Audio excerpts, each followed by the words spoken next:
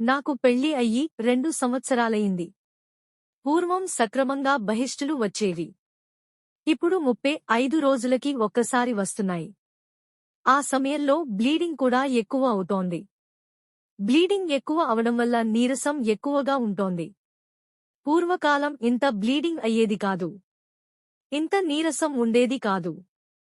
నేనేం చేయాలి? మీరు డాక్టరుని కలవండి. మీకు తగిన పరీక్షలు చేసి మందులు రాసి ఇస్తారు. సాధారణంగా హార్మోన్ల అస్తవ్యస్తత వల్ల ఇలా జరుగుతుంది. మీకు మందులు వాడటంతో మళ్లీ పూర్వంలాగా మెన్సెస్ అవుతుంది. బ్లీడింగ్ కూడా తగ్గుతుంది. మీకు బ్లీడింగ్ ఎక్కువ అవడం వల్లే రక్తహీనత ఏర్పడి నీరసమనిపిస్తుంది. రక్తం పట్టడానికి మందులు వాడండి.